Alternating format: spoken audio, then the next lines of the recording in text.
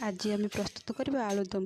Eighty मु 2टा शुखिला लंका अल्प जीरा खंडे अदा गोटे रसुण को भल भाव छड़ी ग्राइंडर करवा। एपटे कढ़ई तेल देवा, तेल गरम होने जीरा देवा, कटा पियाज को देवा, 2टा टमाटो को देवा, से लुण हलदी गुंड लंका गुंड देवा, बटा मसला को देवा, दे भल भाव कषा। मसलू तेल बाहरी आसला पर्यटन मसलार कंचा बास्ना जावा पर्यटन भल भाव कषा।